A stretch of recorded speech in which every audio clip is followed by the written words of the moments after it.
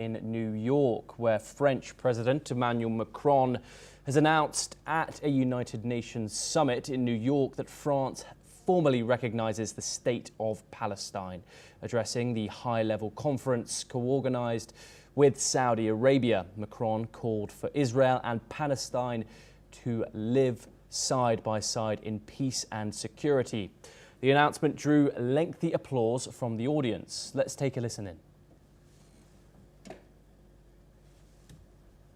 Depuis juillet dernier, l'accélération des événements est terrible. Et au point où nous en sommes, il est à craindre que les accords d'Abraham ou de Camp David soient remis en cause par l'action d'Israël et que la paix devienne impossible pour longtemps au Moyen-Orient. Il pèse donc sur nous une responsabilité historique. Nous devons tout faire pour préserver la possibilité même d'une solution à deux États, Israël et la Palestine, vivant côte à côte, en paix et en sécurité. Et la reconnaissance des droits légitimes du peuple palestinien n'enlève rien aux droits du peuple israélien, que la France a soutenu dès le premier jour et au respect desquels elle n'est pas moins attachée, précisément car nous sommes convaincus que cette reconnaissance est la solution qui seule permettra la paix pour Israël. J'entends avec beaucoup de respect le peuple israélien, sa tristesse et sa fatigue. Et je veux croire que les autorités israéliennes l'entendront également et sauront s'engager à leur tour. Je sais que le peuple israélien et ses dirigeants peuvent en avoir la force. Macron stressed that France's recognition does not diminish Israel's rights, vowing to continue what he called an existential fight against anti-Semitism. He also outlined a framework for a renewed Palestinian Authority and said that France would open an embassy subject to reforms, a ceasefire and the release of remaining hostages held in Gaza. Let's take a listen to the French president. Et la reconnaissance des droits légitimes du peuple palestinien n'enlève rien aux droits du peuple israélien, que la France a soutenu dès le premier jour et au respect desquels elle n'est pas moins attachée, précisément car nous sommes convaincus que cette reconnaissance est la solution qui seule permettra la paix pour Israël. Cette reconnaissance de l'État de Palestine est une défaite pour le Hamas, comme pour tous ceux qui attisent la haine antisémite, nourrissent des obsessions antisionistes et veulent la destruction de l'État d'Israël.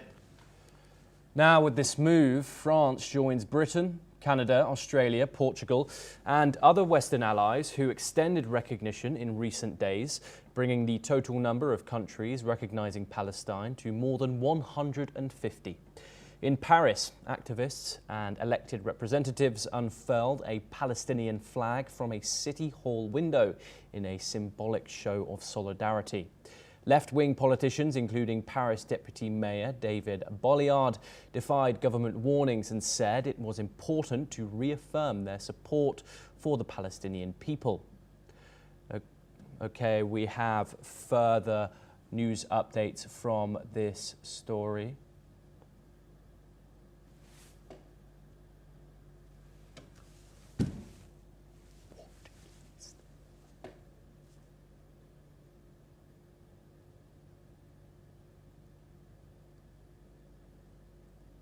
Okay, we're now joined by Charles Thompson. He is an Australian journalist and he joins us live from Sydney. Charles, thank you very much for joining us here on the programme. It's a pleasure to have you.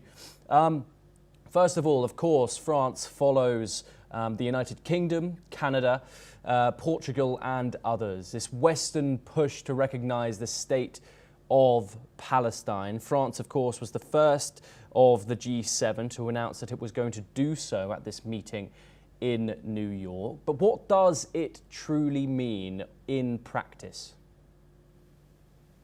Well, we can say it's symbolic, but in actual fact, if we look a little bit more carefully, what they've managed to do is put off the Americans and put off the Israelis. And without the Americans and without the Israelis, nothing can change. I mean, I don't think you can get in and get out without the Israelis' permission. And then you've also got on the other side, you've got the Egyptians on their border with Gaza. So it's a token gesture, but I can see for Australia it's complicated things because it looks like now the Australian Prime Minister can't get a meeting with the President of the United States. So, I mean, how helpful is that for Australia? I mean, token-wise, fine. It's a lovely idea. It's a lovely thought. We all want the Palestinian people to have their own state and live peacefully. But it's such a complicated issue, and I don't see how this is going to help.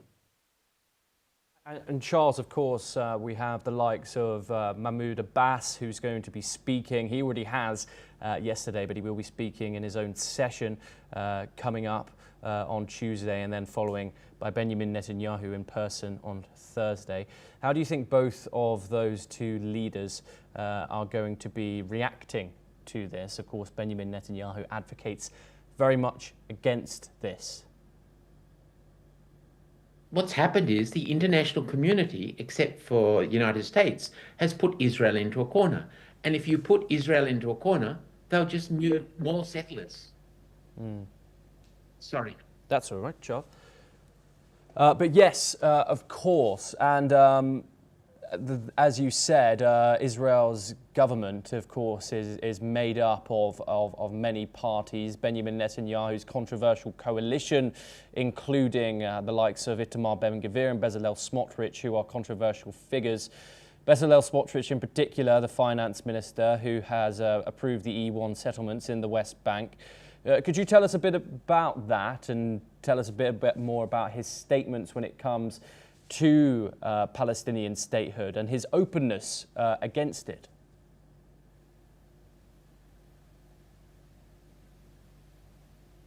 Was that directed at me or Mr. Sachadev? It was at you, Charles. Oh, okay. Look, it's extremely complicated. There are so many factors here. I mean, to me, it's all just window dressing. If truly Australia, Great Britain, France, Portugal were serious about this, they'd sit down with the Americans, come up with something, and then the Americans would go to the Israelis. Until that's done, nothing's changing on the ground.